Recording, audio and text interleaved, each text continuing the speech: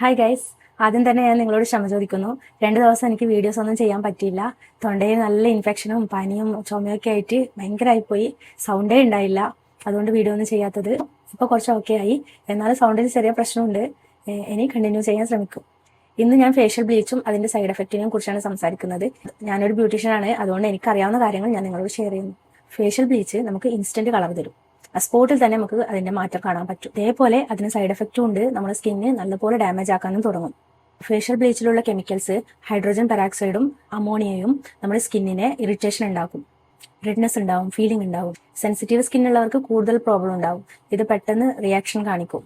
Monthly bleach ചെയ്യുന്നവരാണെങ്കിൽ നമ്മുടെ സ്കിന്നിൽ ഒരു നാച്ചുറൽ ആയിട്ടുള്ള ഒരു ഓയിൽ ഉണ്ട്. ആ ഓയിൽ നമുക്ക് നഷ്ടപ്പെടും. സ്കിന്ന് ഡ്രൈ ആയി തുടങ്ങും, പിന്നെ ഡൾനെസ് ആവും, പിന്നെ ഇതേപോലെ ഡാമേജ് ആവാൻ തുടങ്ങും. ബ്ലീച്ച് ചെയ്താൽ ഇൻസ്റ്റന്റ് റിസൾട്ട് അപ്പം തന്നെ കാണാൻ പറ്റും.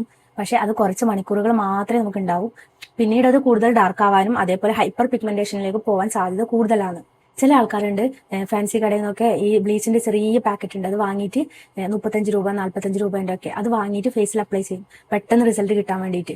അത് അപ്ലൈ ചെയ്തിട്ട് അവർക്കറിയില്ല അത് എത്രത്തോളം ടൈം വെക്കണം, അത് കൂടുതൽ ടൈം ആയിപ്പോയാൽ പ്രശ്നമാവോ ഇല്ലയോ അതൊന്നും അറിയില്ല. അത് നമ്മുടെ സ്കിന്നിനെ വളരെ ഡാമേജ് ഉണ്ടാക്കും. അത് ചില ആൾക്കാർക്ക് ഭയങ്കര ഇറിറ്റേഷൻ, ചൊറിച്ചല്, പോച്ചലൊക്കെ തുടങ്ങാം. പിന്നെ ഡാമേജ് ആയാൽ അത് നേരാക്കാൻ ഒരുപാട് ബുദ്ധിമുട്ടാണ്. കൂടുതൽ ടൈം വെച്ചാൽ സ്കിൻ ബേൺ ആവും, പിന്നെ പെയിൻ വരും, പിന്നെ ചൊറിച്ചല്, ഇറിറ്റേഷൻ ഒക്കെ ഉണ്ടാവും. പിന്നെ അത് നമ്മുടെ സ്കിൻ ഡാമേജ് ആയി. പിന്നെ പറഞ്ഞിട്ട് കാര്യമില്ല. നമുക്ക് ഡോക്ടറെ കാണിച്ചിട്ട് പോലും പെട്ടെന്നൊന്നും നേരാക്കാൻ പറ്റുന്ന സംഗതിയല്ല അത്. ബ്ലീച്ച് സ്ഥിരമായിട്ട് ചെയ്യുന്നവര് സൺലൈറ്റ് അടിച്ചാല് പെട്ടെന്ന് സ്കിൻ ഡാമേജ് ആവും.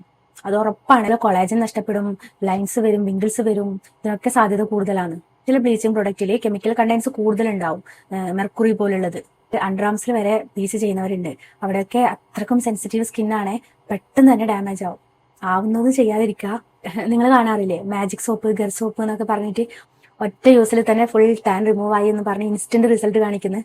അത് തന്നെയാണ് ബ്ലീച്ചിൽ അടങ്ങിയിരിക്കുന്ന കണ്ടൻസ് തീർച്ചയായും അതിലുണ്ടാവും.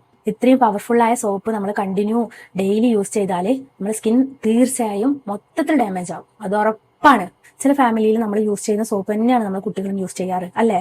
അവര് നമ്മളെ കാണാതെ പോലും അതെടുത്ത് ഒരുപാട് ഉപയോഗിക്കും. ഇത് കുട്ടികൾ സ്ഥിരമായി യൂസ് ചെയ്തിട്ടുണ്ടെങ്കിൽ, 10 വയസ്സിലെ ബേബീസ് ആണെങ്കിൽ ആ ബേബി സ്കിന്നെ 1 മന്ത് കണ്ടിന്യൂ യൂസ് ചെയ്താൽ ആ സ്കിന്ന് 40 വയസ്സിന്റെ സ്കിൻ പോലെ ചുളിവും ഡാമേജും ഒക്കെ വന്നിട്ടുണ്ടാവും. നിങ്ങളുടെ ഫാമിലിയിലോ ഫ്രണ്ട്സിലോ ആരെങ്കിലും ഇതുപോലുള്ള സോപ്പ് യൂസ് ചെയ്യുന്നുണ്ടെങ്കിൽ, അതേപോലെ ബ്ലീച്ച് യൂസ് ചെയ്യുന്നുണ്ടെങ്കിൽ തീർച്ചയായും നിങ്ങൾ ഈ വീഡിയോ ഷെയർ ചെയ്യണേ. Okay, by.